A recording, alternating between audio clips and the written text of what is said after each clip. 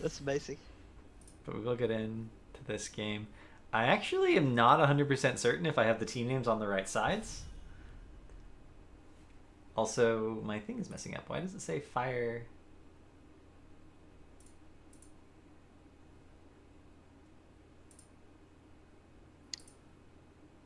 There we go. Fixed it. I don't know what was wrong with it, but it's fixed now. Uh, so again, bans are switched. That's a bug with the in-game draft UI. From I guess it's only from the observer's perspective, from our perspective. The bans over here are actually this team's bans, and the bans over here are actually this team's bans. Let's see. So this should be the ban of clowns on a Pyrotap. Right, which means that the team names are actually on the right sides. Okay. It's a little bit confusing, guys. It's a little bit confusing. We're getting it, though. They're spending a lot of time thinking about this first ban. And I imagine they're not doing, like, they're using that time to talk about the overall draft. I imagine their first ban is pretty much locked in. I'd be very surprised if they had to think about it this hard. They are going to ban out the Zarya. I like that ban quite a bit. I think Zarya, Medivh, and Tassadar kind of, the three heroes fall into this category of enabling certain compositions. And if you ban one of them, it makes it easier for you to get that composition if you want to, but it also makes it nearly impossible for the enemy team to get it as second pick. So it really limits your options in terms of what kind of compositions you can go for, because certain compositions require certain heroes. Yeah, and usually she can get quite a lot of value sticking around in the bot lane on this map, helping out her friends, taking down some towers. It's kind of like on Braxis Howldalt. She also gets a lot of value in the 4-man. And we do see Diablo getting hovered here by, of course, Firebats, because you got to remember the bans are switched. And Diablo's just really good in general right now, but he's especially good on maps where you can constantly stay together as four, because his combo allows you to set up so many gank options. We can go with a QE into Jaina combo, QE into Tyrande combo. Tyrande also a hero that even when she was not in the meta, or before she was in the meta and after she was out of the meta because of nerfs, is a hero that we've seen on Dragonshire in professional play pretty frequently, because she gives you that pick potential. And if you're not winning the rotation on wave clear, but you're winning the rotation because of picks, you're still winning the rotation. All paths should lead to victory. So as long as you have some way of winning the rotation, you're in good shape. We talk a lot on the stream about pick comps versus wave clear comps for that reason. And we are finally going to see the first pick coming out of here from CoB Pyrotap. Of course, this was Firebat's map choice. They tried to play on Garden, the dirty bastards, but thankfully Garden is universally banned in Heroes Lunch. I heard people even made fake accounts to vote it out of the map pool. So it's not that popular. I'm glad. I actually just don't like the way Garden's designed. Like, it's not even a bad map. I think it's just badly designed. And I think that every change they've made to it has actually made it worse. Which is pretty bad, because it wasn't popular before, either. I think it just needs a little bit of work. Rhaegar is going to be the pickup here for CoB Pyrotap. This forces Firebats as second pick to pick up their support here if they don't want to have their support pool narrowed by bans. And it leaves their comp open. This is sort of a funny thing with Rhaegar right now. Because he has Bloodlust, he's a really good support for auto attack compositions. But because he has Ancestral, he's a really good support for other compositions. And you don't necessarily know when he's first picked like this which one the enemy team is going for.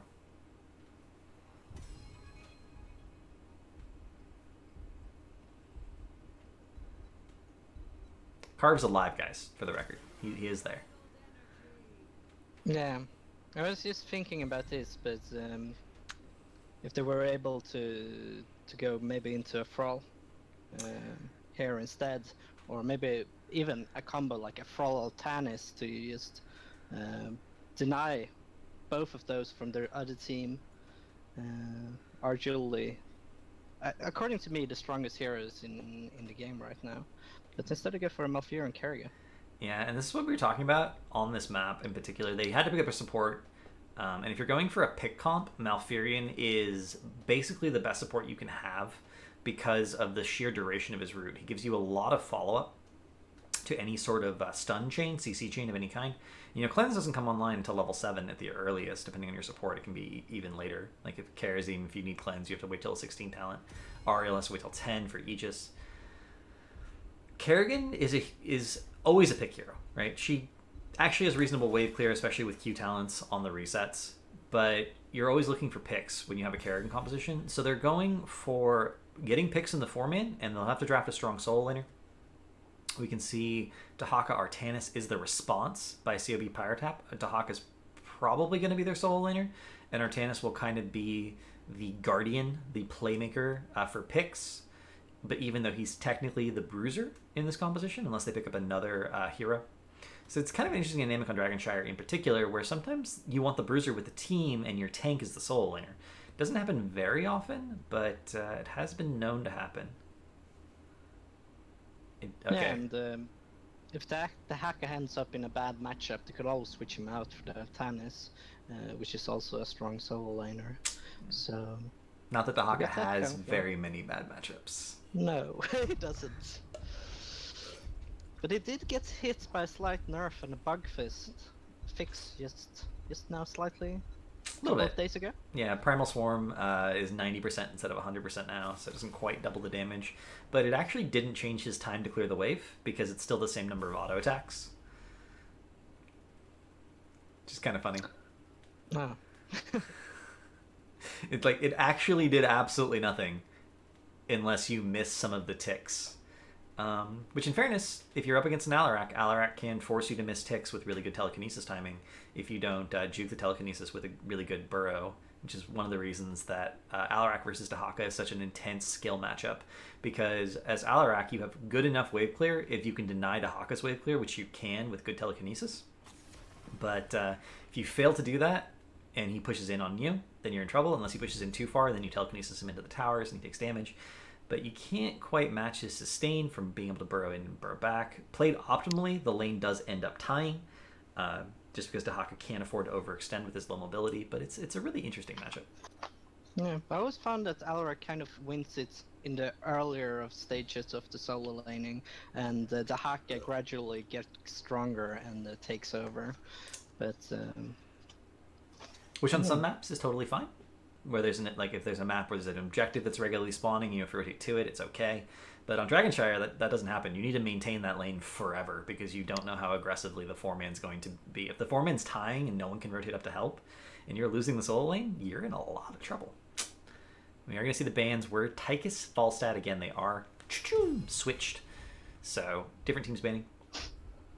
I'm surprised a little bit to see the Tychus ban. I really do feel like the burst is what Firebats really needs here. And I similarly very surprised to see that Rainer pickup. I don't like the Rainer pickup. They need burst to follow up on that Kerrigan combo. Although the ETC does give them a lot of follow-up CC. So they're going to have a huge combo here. Kerrigan's ETC stun and Kerrigan stun into roots is devastating. The Gust ban, and I say that advisedly. I realize it's a Falstad ban, but it's a Gust ban. From Firebats makes a little bit more sense, just because you don't really want to have Gust available as a disengage when you're going for a hard dive comp like this. And then CoB Pyrotap locking in the Thrall, Kael'thas. The problem is I see here with the dive composition is that CoB Pyrotap gets... if someone engages into them, there's no getting out from there. They'll drop the Earthquake and there's lots of CC. I think Pyrotap gets a really good composition to handle this dive.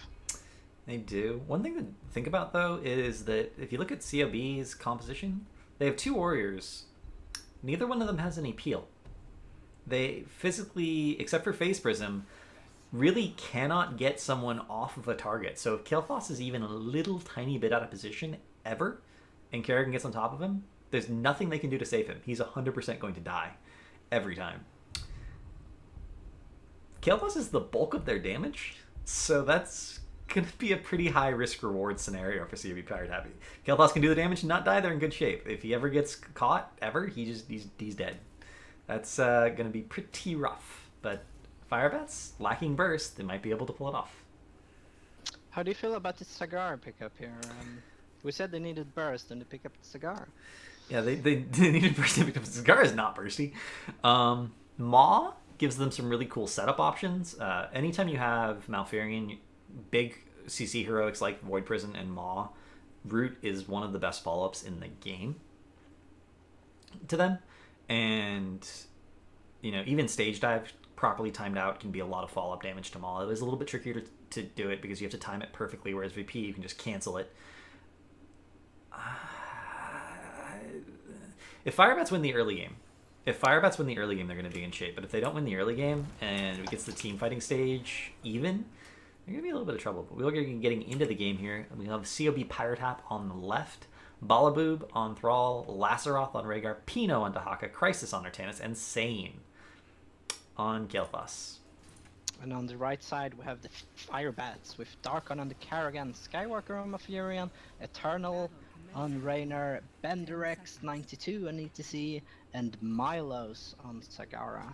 And look at this initial positioning. We can kind of tell from this. I believe they might even have this situation where Dahaka, or not, Sagara is going to be their solo laner, but she's actually bottom. I don't understand. Is solo lane the bottom on? Is the solo lane bottom on EU? Is there something weird going on? No, it's definitely not. But we see the creep. We see the creep starting to get set up bottom. Is this just to get vision of the rotation, and then she's going to go top, or are they going to have a different solo laner? What is going on? I have no idea. This is definitely not the normal way to play it. And the rest of the team seems to be looking for picks, but instead Eternal and the Raynor gets swapped by Artanis and goes down immediately. Yeah, as it turns out, Raynor's a pretty fragile hero. For anyone who's curious, he actually has less health than Olaf, baseline. Oh. And he has less health than Greymane, even if you count Adrenaline Rush. So if you count the full heal from Adrenaline Rush and his base health bar, that's still less health than Greymane. He has not very much health at all. If he ever gets caught by anything, he pretty much gets instantly erased. So he has to use that increased range to be safe. And we're going to have Raynor in the top lane as the solo laner versus Dahaka, apparently. Oh my god. Firebat's laning arrangements are questionable, to say the least. And this also means that Raynor, he took Seasoned Marksman at level 1, is not in the 4-man rotation. If you're not in the 4-man rotation, you're not building up those Seasoned Marksman stacks quite as fast. You're actually building them up literally half as fast. Block Party again picked up. Block Party again is bugged, and it's also just not the default talent really at this tier to begin with. It really should have been Prog Rock again, especially because he could have got the globe so early. Nice swap. EDC does end up going down. And this is one of those situations where the draft didn't matter. The draft just didn't matter. CoB Pyrotap is just playing better. There's just no other way to put it. They're just playing better. Firebats is making a lot of mistakes in their laning arrangements and their positioning. And when you're making mistakes like that, you're just going to die. Oh, nice two-man combo, though, from Darkon. Laceroth is going to get taken down here. And Crisis is going to get away, of course. He is an Artanis, has those shield functionality going on for him. We're going to see more damage onto Skywalker here in the mid lane. Balaboob does not manage to secure the kill, but both him and Sane are completely out of mana. They're going to be forced to back. And Eternal RNG actually almost dies trying to 1v1 Dahaka on a fixed point. I don't know if that's ever a good idea. Going up against a melee hero 1v1 on a point where you can't outrange him because you have to stand on the point. But Balaboob gets caught out here in the middle, but he managed to nuke the Karrigan combo and run away. Balaboob is going to back. Finally, looks like he tapped and then got chunked and then is now going to back anyway. Would have been a little bit safer just to back in the first place. It's safest tap because this could go on for a while. We're going to see Relentless Leader be the pickup, actually. And this actually gives Raynor a little bit of an advantage. If Dahaka stuns him, he gets knocked back, but Drag misses. So Relentless Leader's proc not going to be a factor. Artanis ends up getting taken down. Looks like he was a little too excited. And again... It feels like Clownstone and Binding kind of fell off the rotation and they're not playing as they started the map out. When we started this map, they were running it as a 4-man rotation and was playing good, getting picked, but now they're just split up. Yeah, Balaboob's going to get caught here. It looks like Karrigan holding her combo, waiting, but Balaboob with Wind Fury has enough speed to juke it regardless. And Raynor actually managed to win the point against Dahaka. I feel like Pino must have been misplaying for that to happen, although he only caught a little bit of it on stream. Unfortunately, just because there's so much action going on everywhere on the map. This is one of the hardest things about casting Dragonshire in particular. There's action everywhere. There's all these small skirmishes constantly going on. And it just becomes very, very difficult. We haven't talked yet about talents too much. We are going to see the full Flame Strike build out of Dragon Knight defense out of Kael'thas. We're going to see Netherwind picked up for that increased mana refund plus the range. Shield Surge, one who collects. So Dahaka going for 100% for the PvE Essence Collection. Does give him a lot of lane sustain. Q build out of Thrall. 7 talents picked up for Firebats. And we're actually going to see Envenom Spines picked up by Zagara. This is her personal version of Envenom. She activates it and her next auto attack gives a damage over time to the target. Not something we see too often, but it does give her sort of more damage, and it actually does work on buildings, so she can siege with it if necessary. Gives her a little bit more push potential against buildings specifically, but gives her less wave clear. She doesn't have that cleave effect. But during this Dragon Knight phase, they managed to pull Clowns on the Bind into the top lane, and during that time, Zagara has been having free reign in the bot lane, doing lots of siege damage. It does have that level 1 talent, Volatile Acid for the increase. Nice cleanse, but actually was not enough. Kael'thas ends up going down, and his level 1 quest, guys, not completed, unfortunately. So that's going to be a reset onto Convection, it looks like. And then they're just doing the murder hobo thing. Firebats looks like they've hit their stride in terms of rotating around and murdering people, which is exactly what their comp needs to be doing. You can see 0 confection stacks. Feels bad. Getting another pick in the top lane. Didn't catch that on camera. Poor Dahaka was a little bit far forward. The bug with Block Party, by the way, for those who are asking, is Block Party still gives block stacks to his allies, but EDC no longer gets block out of it. And because you're standing really far forward and should be tanking the damage for your team in the majority of cases, and you're peeling for your team constantly, EDC ends up being the focus target a lot of the time. So that was the value of Block Party, is you could use it to help your team and yourself. If it's not helping you, it's just not as good. And it was always a little bit worse with optimal play in the majority of cases anyway. You really need a hero who has a follow-through like effect or does an exceptional amount of damage for block to be better than Prog Rock, unless you're getting completely bursted out. And this comp isn't really that comp. Thrall's the only one who really is scary in that regard. 10 on the side of Firebats now. See if they can make something happen in this short window before Clowns on the Binder picks it up. But most of them haven't still picked up the heroics. If not, we do see Crisis using his Q there just to clear creep. That is the only ability Artanis has, except for his heroics, that will actually clear creep.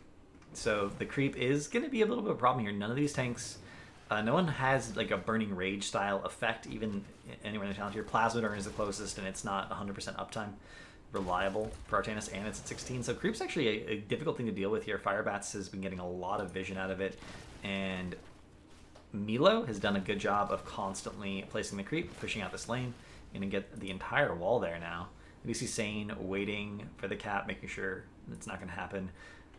Balaboob is in the top lane, and all these laning regions are so weird. They have 2 soul laners now in the top lane, waiting to contest the point. There's a huge rotation from the murder hobos, the Malfurion Kerrigan EDC combo. We're going to see Darkon trying to go for the combo, holds it, decides it's not going to happen, but they do end up capturing the point top, only to lose the point bottom because Melo is here in a 1v3. Ends up being totally fine. Some of that creep is going to get cleared. Lightning, it's going to start to clear the creep. Hopefully they get the tumor. They do end up getting the tumor in the bush. This is providing so much vision to the rotations, and Hyperion burned top lane just to push in and get this fort. I really hope they focus on getting the well. We can see Eternal RMG is grabbing it. So that's the critical thing. Now there's no lane sustain there for future fights over this point. We're going to see... Oh, the 3-man mosh. Into the follow-up Kerrigan combo. No one actually dead yet, though. Not enough damage. And then we said they lacked burst. We were 100% right. And CoB Pyrotap ends up turning the fight. 3 for none right now. Maw for the disengage. Everyone else gets away. But 3 for none off of a 3-man mosh that started as a 4v3 fight. That's not the result we would have normally expected. Firebats just does not have the burst they need. It's kind of the problem with Kerrigan was in the retreat when the mosh pit happened, and her Maelstrom wasn't really doing the effect it could have done. they need to play it perfectly with this little amount of burst if they were going to kill them. And Outside of like 1 versus 4 skirmishes. Yeah, and we can see Tranquility was actually the pickup for Malfurion at level 10, which means they also don't have the Twilight Dream burst. Normally Twilight Dream is providing a huge amount of burst in that burst combo anytime you have some sort of combo, and they obviously with Mosh and Maw have massive combo potential. So Tranquility, a little bit of a mistake, really should have been Twilight Dream. Tranquility is a pretty niche pick given the nerfs it received a few months ago, almost a year ago now I guess, and the recent buffs to Twilight Dream. But just damage after damage after damage. And this Dragonite actually got all of mid fort and is going to get bottom wall here. It looks like CoB Pyrotap off of that fight and this Dragonite has completely evened the game out in terms of structures. And now they're actually even a little tiny bit ahead. But the ETC is waiting for a perfect opportunity.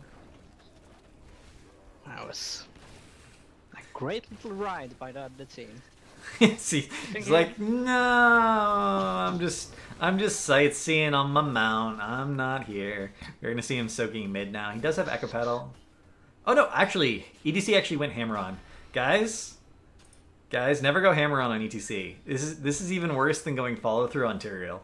It's actually just strictly worse. It does exactly the same amount of damage as Echo Pedal, except it's single target tied to your AA and doesn't do bonus damage to minions and mercenaries. Whereas Echo Pedal does area damage and does bonus damage to minions and mercenaries, does exactly the same amount of damage. This is an indicator that you're bad at ETC. You just fundamentally don't understand how to play ETC if you take this talent. Is this what you would call a trap talent? This is what I would call a trap talent. In fact, if you look at my ETC guide, it's labeled red. Red for trap. Red for stop. Don't do this. Crisis with the swap engage onto Eternal Armdrea Mosh Pit, but the blind's actually negating a lot of the damage here. And Bender is gonna die again, looks like. Yeah, there's no way he gets out of the situation. Raynor, again, too far forward, ends up going down. The anti-synergy. Maw, after a Maelstrom has been popped to deny the shield generation from Kerrigan. She would have died anyway, but she actually died faster because of the Maw, which is kind of funny. And these fights have just been full clown fiesta. It's kind of like the communication is also lacking here. That they engage with half of their heroics, long cooldown heroics onto the other team, and half of the team is clearing a bruiser camp. And that's not what you want to use Mosh Pit to grab a bruiser camp and lose 3 persons of your own team for it. Wait. You're telling me you don't want to engage when only 3 of your team is there and the 5 of the enemy team is there? It might not sound like, proper, tactics in Hero League and everything, but here in Heroes Launch, we try to have all 5 when we engage. Wow, he really is different. 16's picked up off the back of that fight for CoB Pyrotap. We are going to see Tempest Fury. We're actually seeing Rising Storm picked up along with Lightning Bond. We almost always see Rising Storm paired with the level 1 talent just for that increased range, and we don't see it on these heroes usually. It's usually a Johanna, a Chen, or an Illidan just to really increase their damage. Nice swap. Darkon, however, is going to be able to have Ravage to get out of the situation. Crisis ends up taking a lot of damage, but he is, again... Oh my god, the freeload drag. That was a drag with no setup landed and secures that low health Kerrigan kill. We are going to see Crisis using his Q to reset his shield generator and make sure he has it up. And this is going to be an easy keep, at least, for CoB Pyrotap. If Firebats makes the mistake of overextending into this comp and dies, this could actually just be game. CoB Pyrotap is going to get the keep no matter what. Hyperion comes down for the Zunning, but they can actually stutter step past around to the side. You can see they're doing it right now. Mitigate the damage. But Sane is out of mana. This is the critical point here. When Kael'thas, when your mage is out of mana, it really limits your pushing potential, limits your kill potential. And they're actually going for it, but yeah, they're not going to get it. They back up. They understand this is not going to happen. They get the tower on their way out. It's just all they want to make sure they get it. And they even get the wave, a little bit of free experience. Crisis might have made a little bit of a mistake here. But Maelstrom comes down. The blind is available again. EDC goes down again. And Darkon with the Ravage. Nope, not going to be enough. That is going to be 3 more kills. But again, Kael'thas is out of mana. They might be able to end here. But they're really low. They're really low. We do have the value healing totem here. This is going to keep everyone up. This is the benefit of Healing Totem in a lot of ways. It gives you another healing ability. Lazaroth is 100% dead here. If he was neuther, this would be so good, because he could keep healing right now. But catapults have arrived. And the Hawk is pushing the top fourth. I'm not pretty sure about this. Well, in his defense, there are no bushes nearby. But that will be GG. CoB Pyrotap taking game number 1. And guys, I'm gonna be honest, that was not a fair game. That was not a fair game. CoB Pyrotap just has significantly better mechanics than Firebats. It was pretty one-sided overall, even though Firebats made it look like could be close in the early game. CoB Pyrotap made a few mistakes that put them behind, and then they immediately nope, buckled down, played correctly, and just steamrolled the rest of the game. Yeah. I don't think it's that much to add to it. Firebats did do some things in the mid game, but their engages in the later parts of the game they were not good. They were unfortunately disorganized, and yeah. That might have been discomfort on the heroes. It's possible. I mean, obviously, if you see someone take a trap talent on a hero, you gotta assume that maybe they don't have a lot of experience on that hero. That might have been not a very experienced ETC player, which is always a possibility. If you're not experienced on a hero, but your team's putting you on a hero because it's your role and it's really good for the draft, can be, especially in amateur tournaments, can always be a little bit of an issue, because it can be hard to just, you're not necessarily a full-time player, to be able to play every single hero, even if you are being limited to one role, which in this case is the tank role. Yeah, and I've even picked a talent once, and I do rock a 30% win rate with ETC, so. I picked that talent once because I have played with every talent in the game at least once, and it's a record I want to maintain, and that's literally the only reason I picked it. The math never picked again. The math is really that bad for it. It really is painful. Because ETC's attack timer is about 1 second. Echo Pedal gives you 2 pulses, one initially and then one after a second. Hammer-On gives you 2 instances. You use an ability and then you attack, and then a second later you get another attack. So in almost every way, Hammer-On and Echo Pedal are identical in the single target damage they do. They have the same timing restrictions. They're both, abilities. Neither one of them stacks. You can actually cancel Echo Pedal stacks by using an ability before the second pulse happens. You can cancel Hammer-On stacks by using an ability before you get the second auto attack. In almost every way, they're identical, except for the fact that Echo Pedal is area and does bonus damage to minions and mercenaries. So if it does exactly the same single target damage, and it does area damage, and it does bonus damage to certain things, why would you ever take it? Well, some people take pride in playing low tier builds, and they always seem to be in my team. Not my Heroes Launch team, but maybe in my Hero League games. I've honestly never met anyone like that. Really?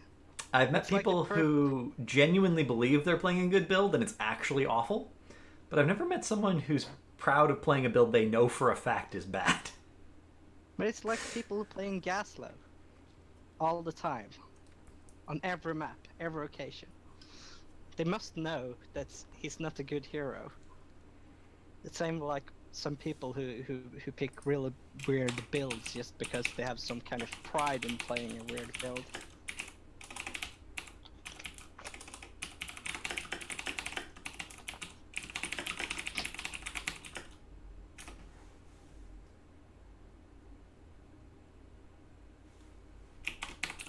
I can't spell, guys.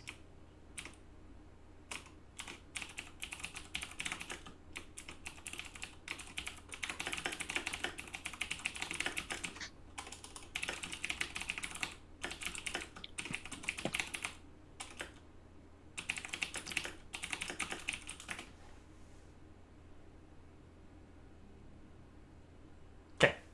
Spell it right that time. It's going to Towers of Doom.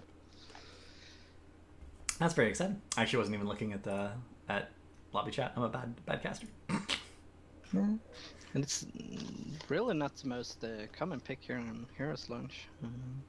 I'll be curious to see it. Towers of Doom is a map that lends itself to a pretty big variety of strategies. We don't normally see them in amateur tournaments, which is a real shame because some of the cheesier strategies on Towers of Doom are more likely to work in amateur tournaments than they are to work in professional ones.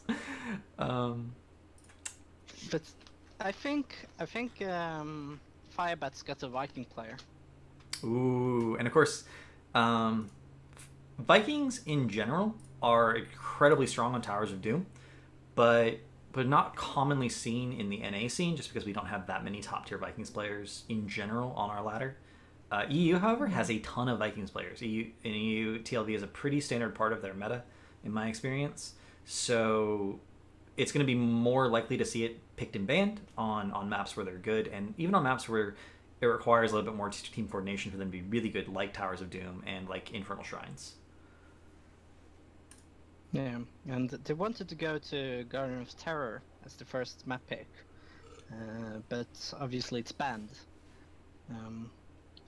And now they're picking Towers of Doom. It kind of feels like they're going into the Vikings here, but I can be completely wrong, and they just like large maps.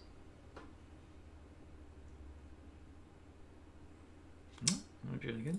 My chat is now talking about suggestions that could buff Hammer-On. Actually, this is a pretty good one. Give a follow-through effect attached to Rockstar instead of his own personal attack, so that it would buff his entire team's next auto attack if they were in range to get the Rockstar effect.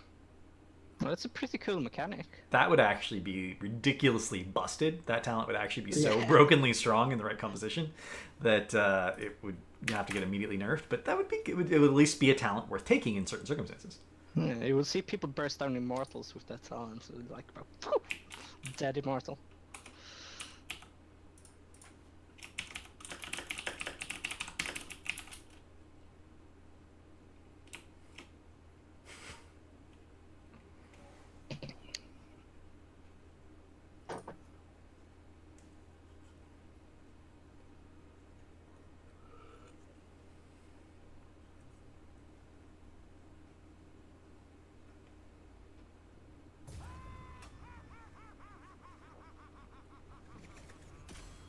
And we'll have the in-game draft. Oh, were they on the same sides? I didn't look. I have no idea. All right. Well, we don't know who's banning. Actually, I guess we can tell it from first pick, right? So who was first pick? I think it's Clowns on the Bina on the left side, because... Okay, they're on the same side. Yeah, they're on the same they side. made... Yeah.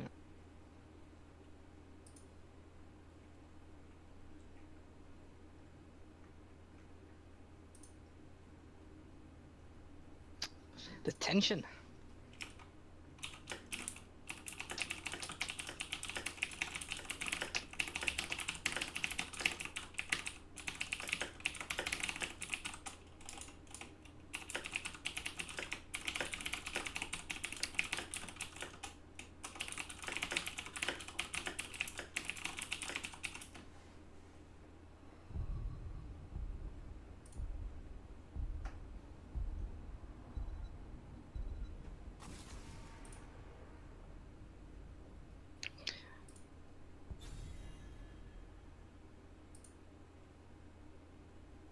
The Draeger ban coming out from Clowns on the Bina here. Yeah, they did not want to deal with that bloodlust. Sorry about that. And we're actually going to see Diablo banned out as well. And again, I think this is a very reasonable ban. Diablo is just busted. He's so difficult to deal with. I've actually was talking to some NA pro players, and I asked how Diablo was in scrims, and their answer was, we don't know. We keep banning him. Literally, not even in scrims. They're like, nah, we just don't want to deal with it. So incredibly strong.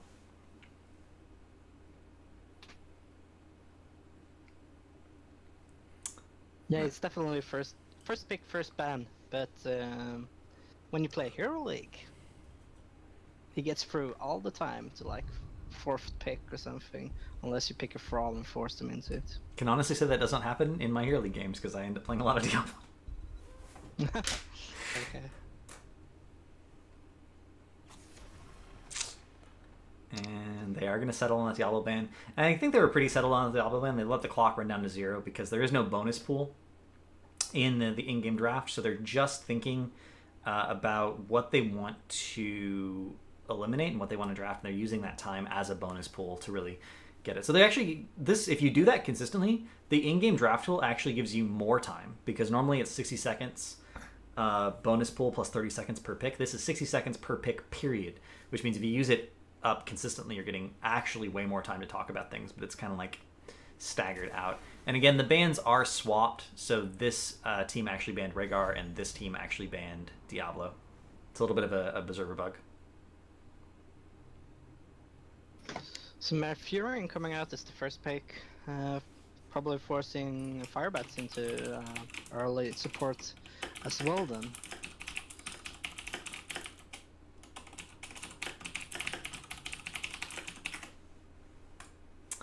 Yeah. And then with Rhaegar banned out, it's like if they don't take their support here and they only get the 2 picks for the next round of bans, you're going to be in an awkward position because they're going to be very, very limited in the support options.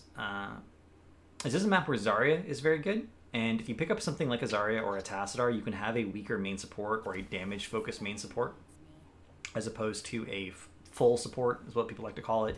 We usually talk about Malfurion, Rhaegar, and Malfurion, Morales, heroes like that in that regard. They actually going to pick up Leeming Kharazim. Leeming does give them an exceptional amount of poke, which is valuable in Towers of Doom just to delay altars if necessary. And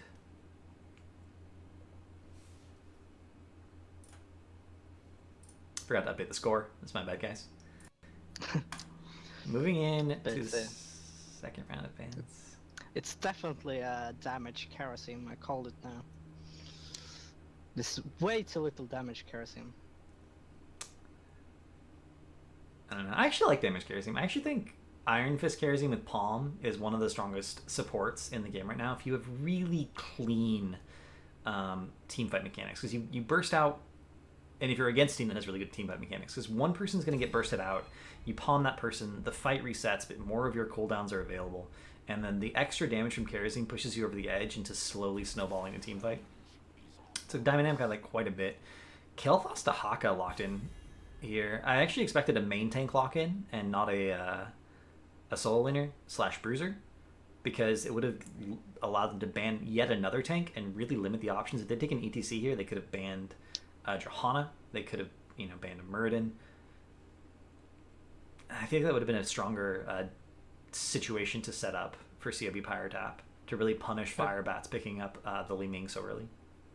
But I think they devalue the global here on Towers of Doom. It might be something that's in their mind, but I kind of agree. I probably would have gone for my main tank. My chat's now asking me to name examples of trap talents. Man, there's so many. Well, while they're drafting, we'll actually think about some of these.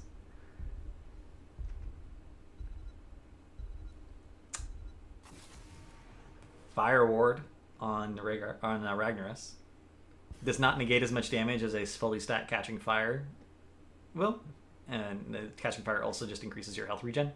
Why would you ever go one or the other? There's so many guys. There's so many trap talents in the game. I think almost every hero has one trap talent somewhere in their tier, except for some of the recently reworked ones. Arthas is level 4 that reduces mana cost on his E. I've always wanted to try that one, but I've never done it. Because in theory, sometimes during prolonged team fights, when you play a sustained Arthas, you kind of go out of mana. And you're like, yeah, maybe if I had these talents, I would have gotten more damage out of it. It's kind of I've never done any maps, never tried it. It's kind of a training wheels talent, honestly. Most people have their E up too often. If you ever watch an Arthas player who's running out of mana, if you watch him really carefully, you'll notice that his E is up sometimes, even when it's not on top of anyone. Or he'll have his E up while mounting. The duration of your mount is, the cast time, you're still burning mana on your E. So, as you're turning your E on and off constantly, you don't run out of mana, as long as it's always up when it needs to be. But if you're just leaving it on all the time, then the mana talent ends up being pretty good because you don't run out of mana. But Why are you leaving your E on all the time when you don't have to? But when we had this really sustained damage meta a couple of months ago, with super strong Malfurion and double tank, it would happen eventually, and then I would think, what if I had this talent? I've But you've literally tried it. never run out of mana before a fight ended as Arthas.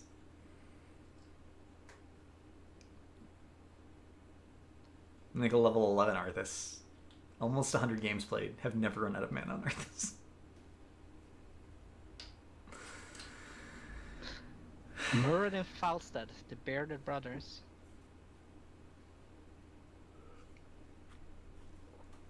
Huh?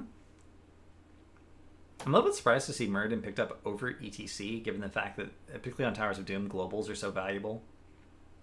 And Stage Dive enables that quite a bit, especially since they picked up Falstad. Stage Dive plus Falstad, like two heroics is, or two globals is not twice as good as one. It's like 2.5 to 3 times as good as one on a map where fights are going to be split up and skirmishes are going to be very spread out.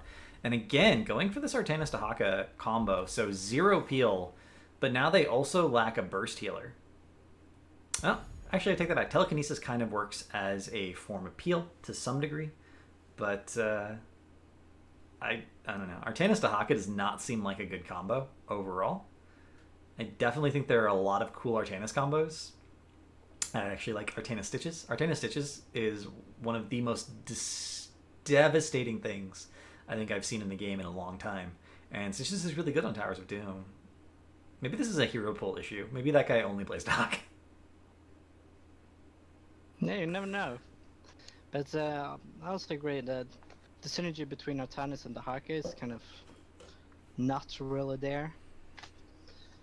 But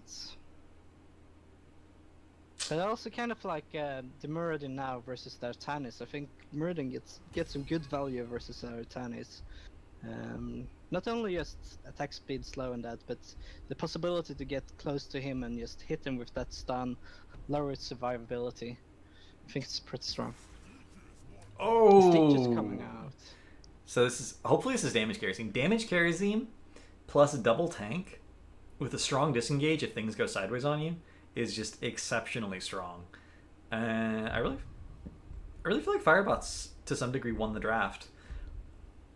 But I said that last time too. If they could execute the early game, they'd win. This time it's just like I think they just strictly won the draft. I think their comp is actually just better. But they ended up not playing so well in the latter half of the game. We'll just see if they can pull it together for this game too. Well, it's all about them being able to execute their combo here. Yeah, and so also there's a question if CoB Pyrotap makes the mistake of overextending. Sometimes the way to play Stitches on this map is you let the enemy team get greedy for the altars on your side of the map, and then you hook them into your base, especially in the top half of the lane, or especially post 16. If someone's just casually channeling an altar, they can just die, or you let them invade your mercenary camp, and then you hook them into the fort from that side. Yeah, I hate that guy. He's the worst guy ever. But the one you hate more is yourself after you get that hooked. It is indeed. And we'll have the game 2 for you guys. CoB Pyrotap versus Firebats. CoB Pyrotap on the left, Pino on Dahaka, Balaboob on Alarak, Crisis on Artanis, Losaroth on Malfurion, and Sane on Kael'thas. And on the right side, we got Firebats with Darkon on Falstad, Benderex on Stitches, Eternal on Muradin, Milos on Leeming, and Skywalker on Karasim. Level 1 talent pickup. We are going to see Season Marksman for Artanis, so he's going purely for that bruiser damage build. We're seeing Insight Kharazim. I no longer like this decision. This is a terrible decision, and they shouldn't have made it. Yeah, the disappointment. It's awkward. Perfect Storm is the pickup level 1, so Muradin going for a bruiser style of Muradin, going for that increased damage. Stitches is essentially the tank in this comp, as weird as that might sound. Bruiser Muradin. They could split it. We could have Stitches go for Slam build. I'm actually very curious to see what level 1 talent Stitches ends up picking up here. If he's going for the tank, if his job is to soak the damage and zone for his team, I would expect to see Dampen Magic to deal with the Kael'thas and the Alarak levels of damage. But if he's going for damage, then he needs to go for the W talent, because all his W talents have so much synergy with each other, you can't really afford to pass up one. He's not locking it in, though. I'm a little bit surprised. Pino actually soloing bottom lane. Looks like the Haka is going to be in the lane. We see Falstad, Artanis in the top lane. This will allow Falstad, when the altars spawn, to grab that altar and then zoom down for the fight, which is pretty standard to trade the top altars and then fight over the middle one. Both teams just kind of... Oh, we are going to see W talents out of Citrus. So we are going to see the W build. Heavy Slam increases his W damage by 50%. A little bit surprised that Malfurion's essentially solo laning here, and he went Shando's Clarity. Normally we see Moonburn picked up, especially if you're responsible for wave clear on your own. It's kind of interesting thinking that you actually get 3 strong solo laner, and still Malfurion ends up soloing a lane. Yeah, I know. Sometimes I just don't have an explanation. Sometimes something's just bad, and I can't explain why you would ever think it was good. It just happens. But first altar phase is going to come. First and fifth altar phasers, of course, are the triple altars. We're actually seeing a lot of heroes up here for CoB Pyrotap. And with the false setup here as well, they don't have the reinforced potential. Firebats needs nice combo into the Malfurion roots. Crisis is harassing backline. Damage was a little split there. If Crisis had actually been on Bender that entire time, he would be dead. But he was on the Darkon instead, so they split their focus fire, and the result did not secure either kill.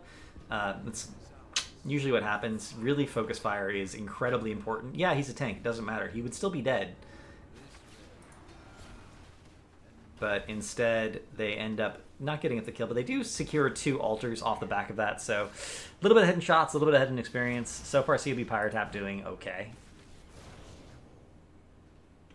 Yeah, they're looking pretty confident, and already seeing some small mistakes coming out here from Firebats. Falstad flying down when the altar is already capped, etc. So, yeah. And Stitches seems to be going for this camp together with Liming, trying to get some pressure down here in the bot lane. Oops. I may have just accidentally closed my Twitch page, so I no longer see chat. No, that's really important for this cast in particular, but I would like to be able to see my chat. Yeah, level 4 picked up for both teams. We talked about that a little bit earlier. Yeah, this cast is just... Okay, we're restarting the cast, guys. We just got to restart the entire game because... Which is pretty standard to trade top altars and then fight over the middle one. Both teams just kind of... Oh, you guys can hear the delay there. There we go. Okay, Karasim went for our ally to grant vision around a large area, instead of what I would think would be the obvious to go for the Earth ally against Artanis. I mean, even Alarak actually has a pretty reasonable auto attack. He is a melee assassin. In addition to most of his damage comes from his combo, just because his combo does so much damage. But at the same time, he actually has a reasonable auto attack. They didn't exactly give him nothing. His auto attacks actually chunks pretty hard. It's always, fall under the radar. Yeah, Air Ally does store 2 charges, so it does give him more maneuverability in fights potentially, and more scouting potential. You can see there's 2 of them here. He's using them purely as mobile wards. But I don't know about that. And we are going to see a hook for the interrupt, but Bender went really deep to get that hook, and now he's going to die. Right? He should. This is another problem with Focus Fire. Notice there were 2 low heroes. Both Muradin and Stitches were like at 10% health. And they both lived because, again, lack of Focus Fire from CoB Pyrotap. It doesn't matter if they're a tank, guys. Just always focus the same target and they'll die. It'll happen. I promise. Nice swap! But Muradin has jump available. And the drag misses. Pino is just a little bit too far away. Pixels. Pixels too far away. Wow. That hurt to watch.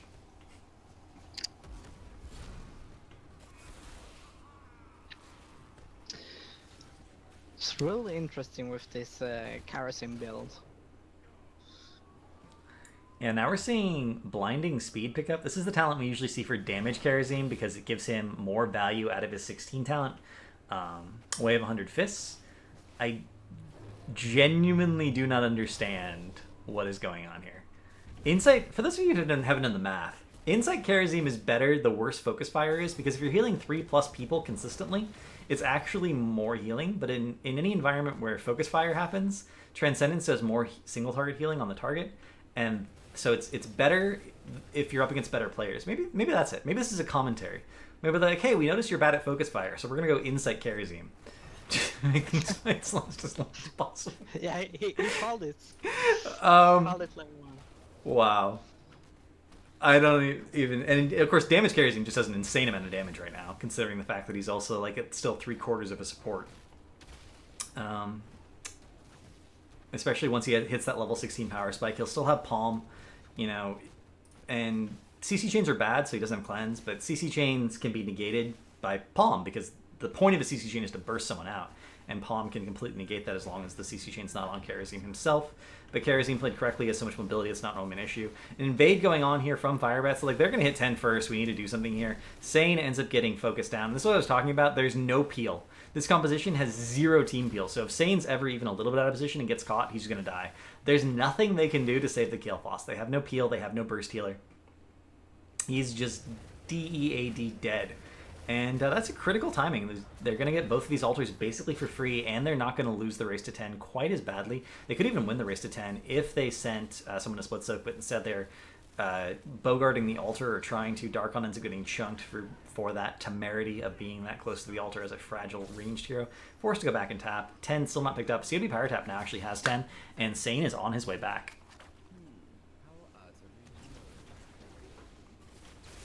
No, real like an engage coming out now, but yeah, playing it a bit safe. CoB Pyrotap needs to do something here to abuse this 10 advantage. There's a really narrow window where they have a definitive advantage. All right, they're just fine. The Firebatch is backed up. They're going to get the altar. It's good enough, I guess.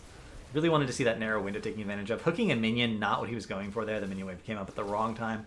Bender, not quite timing that out. It was even a pretty close range hook, though, so it wouldn't have made that big a difference.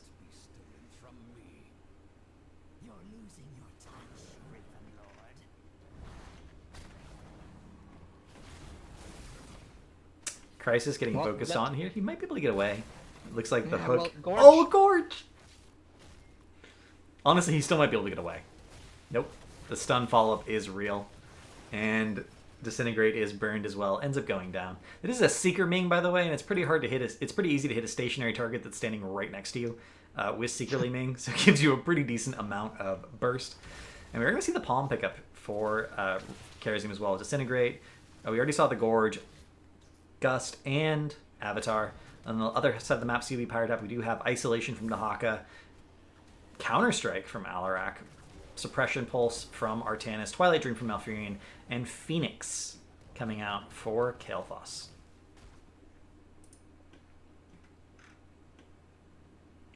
Both teams are sort of playing really passively right now, soaking their lanes, not doing anything too crazy. We do see Skywalker is soloing the camp. This takes a long time for Insight Karazim, but it helps him get the stacks up without having to like think about it. He's almost finished. And he can't actually die, because he can W on cooldown forever for free. He can E on cooldown forever for free. He actually should be doing that more frequently. He's not doing it on cooldown, which means he is taking some real damage when he doesn't have to take any. Oh, another hook into Gorge. This is basically being used on cooldown now to try and secure these picks. And again on the Artanis, who messes up his swap there. He could have potentially swapped as an escape and created some distance, but instead he just queues into the Bliss and then E's into nothing and ends up dying. Well, it's kind of like grasping for that last... The edge that's not there. It's kind of beautiful in its own way. And the Hawk is in a lot of trouble here. And Pino as well. Low mobility hero against Stitches is not really what you want to see. Ends up going down as well. 13 picked up for Firebats. And CoB Pyrotap is just, I think, a little overconfident at this point. They're making some plays. They're positioning in a way. They're like, there's nothing you can do to us. And Firebats is like, oh, really? Nothing? You sure it's nothing? And then they die. Pyrotap has actually not secured a single kill in this game yet. Which is the opposite of last game. Seeing that there were nice hook Gorge onto Kael'thas here. Yeah, that's a dead Kael'thas. There's no possibility he lives. Wow, so much damage from that level 7 talent. Of course, Burn Flesh did 8% additional damage in addition to the Flamesword damage. But it was basically just like a moral victory that he got to do that much damage all in one burst. It didn't actually save him in any way, shape, or form. And bottom keep is secured, or bottom fort right now, since it is not yet upgraded, secured for Firebats. They're actually just letting CoB Pyrotap essentially retake it. We're going to see the drag onto Muradin. He's trying to defend this by himself. And they're trying to escort, now they're trying to escort these sappers in, hopefully to get those shots, but Eternal RMG is taking a lot of damage to do this, and he needs to back up a little bit and let his trade activate. And we see another Radiant Dash talent coming out from Karasim here. Yeah, it is Quicksilver. It gives you that movement speed to you and your target if you dash to an ally. It's really good on low mobility heroes like Stitches. The biggest weakness of a lot of melee heroes intentionally is that they have no personal mobility in exchange for having a lot of playmaking potential or a lot of survivability. But if you pick a hero like that and then you give them movement speed, they're suddenly amazingly broken. And Stitches with movement speed may not be amazingly broken, but it's pretty good. And Hook into Gorge, you can increase the distance you can travel with that. Nice swap, however. That's a dead Falstad. You cannot swap a Falstad into a team of 5 and expect him to live, and indeed it's not. The blind negates quite a bit of damage as well. Eternal RMG is forced to pop Avatar just to get out of this situation, but he is dead from silence. And at this point, they should just back off. But Stitches could get a hook over the wall here. They need to be very, very careful about this, especially because they don't have heroes that have escapes that go over walls. So if they get hooked, they're dead. I'm surprised Bender's not throwing a hook into that bush, actually, because there's obviously going to be someone there for the zone. It's a little bit of a mistake. It's one of the reasons Stitches is so good on this map is because you can do those hooks over walls. That's the position you do it in, and they didn't do it. This boss call is kind of a little bit greedy, knowing that the team of Firebats was just around the corner. Falstaff is flying in here, and the hack is going down. That's resets pulling in, and the Crisis.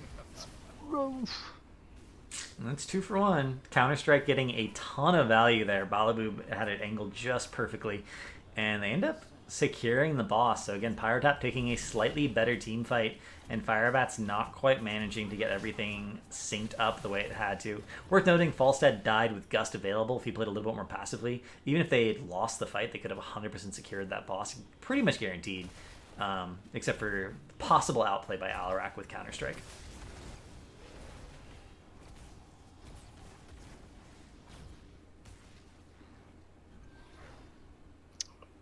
We see Clouds and Biner continue securing camps on the map. They get good pressure going out down here in the bot lane. If they want to, can secure that fort. Instead they go for Muradin here in the mid lane, and that's a dead dwarf. And if there's, it turns out if there's no one else there, CoB Pyrotap doesn't get distracted, and they actually can focus fire, and they'll kill Muradin. That's just what's going to happen.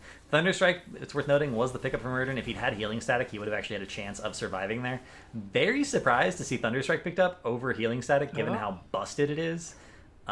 Usually you don't see that, especially if you're going to go Avatar, because it synergizes so well together with it. You almost always see something like Haymaker, especially on Towers of Doom. You can knock people into your towers. It would have given them 2 playmaking potentials in addition to the hook instead of just the 1.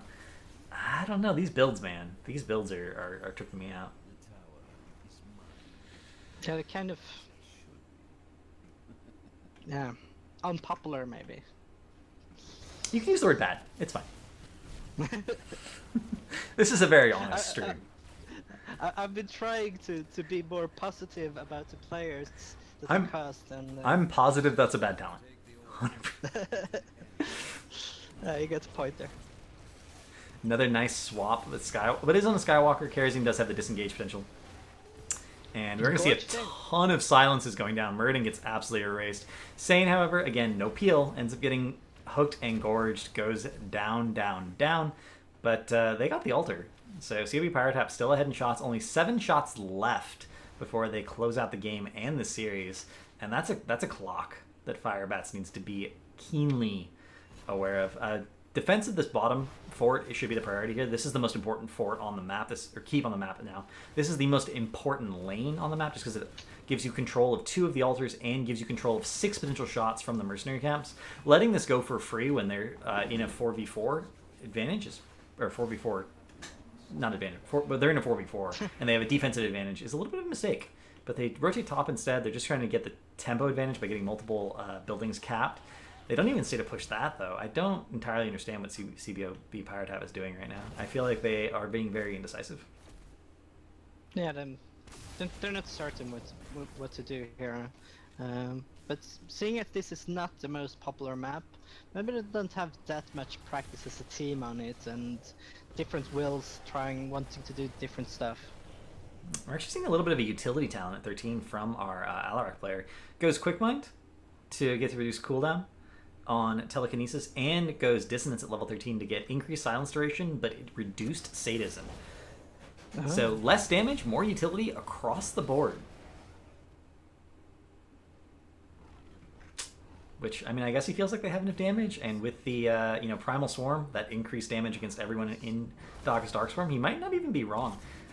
Season Marksman is almost finished for Artanis. Artanis is actually... Let's check out the damage numbers really quick. We don't normally do this, but... the hook into the Gorge. And that's going to be a dead Artanis. Oh, he might get out. The blind is real. The blind is real. His team actually ends up saving him. The negation of the damage with the blind was barely enough, but the aggressive fly into the gust, he misses 2 heroes. If he'd gusted right away, he actually would have gotten all of them, and instead he misses 2. The 2 he missed end up killing him, and they do get the kill on the Malfurion with that Seeker proc. Milo trying so hard to carry the team right now with those damage, with those picks, but the resets are not going to be enough. And this isn't going to be quite game, but they do get the interrupt again. Disintegrate, doing so much damage. Milo's almost dead. Pino does manage to dodge the Mirror Ball, so no Seeker proc there. I think a Seeker proc would have actually killed there. But lived. Oh my god, he had less than 50 health. Less than 50 health for a second there. Heals himself back up with E. And again with the interrupt from the Global Suppression Pulse and Muradin swap into the kill. That's going to be the altar. And honestly, they could potentially, with this advantage, secure a fort, but they're going to go for the safe play. They're just going to grab it. Boss is up, and the next time they win a team fight, they can just go kill Boss and end the game. Whew. That was an intense fight. That fight, start to finish, Gorge started that fight, and Gorge is now up again before the fight was over, guys. Gorge has a pretty long cooldown. And Gorge is up again. Should we count this as the same fight? I feel like it's still going on. They just don't want to give up. But that's the right attitude. But they need to get kills now. They need to get something. They get to snowball in their own direction. They need to fight constantly to be have a chance. A double altar could be devastating for them now. Yeah. But I would probably wait until Muradin gets back, though. And Muradin did take Dwarf Launch at 16. For those of you not familiar with this talent, it increases the range and impact radius of Dwarf Toss by 50%. It's also not a very good talent. It actually does have some synergy with Haymaker, which is good on this map, believe it or not, especially if you don't take Healing Static. But didn't pick that up either. We're going to see a Giant Killer plus Airy Gust as a response to this heavy frontline. It's, again, awkward on Falstad to take Giant Killer when you're going for the full mage build, just because the cooldown reduction does give you so much value. 20 picked up for both teams now, and we're going to see the upgrade to Isolation pick up, Contagion. And against this triple frontline, I mean, Karazim's a melee healer. There's going to be 3 people in the front pretty consistently. If you can get the silence off on all of them, you're going to be in good shape. Deadly Charge, Nexus Blade, Storm Shield, and Flamethrower. Sane should never die again. He should always be far back. He's not right now. This is a good example of a position that you can easily die in. If they, come here and notice you're there, they're like, oh, and then they just kill you. But he's a little far forward. Maybe his front line isn't far enough forward. I don't know. Depends on how you want to look at it. We actually saw Wind Tunnel here coming out from the Falstad. And that does give them more isolation potential if they, gorge someone. Sane actually lives somehow. A little bit of it. I think Firebats were a little bit distracted. Muradin ends up going down. This is just an ugly fight. So many abilities being used by so many different heroes and not getting any kind of value. But Li Ming ends up going down to the Haka in the backline, that increased damage from Primal Swarm. Stitches goes down, and we are going to see just Q after Q after Q, but it doesn't matter. They can just channel the altar and win at this point. There's nothing that Firebats is going to be able to do. They have to run away, but running away is certain death. I think it's pronounced Milosh. Oh, it might be pronounced Milosh. I've been ignoring the 5.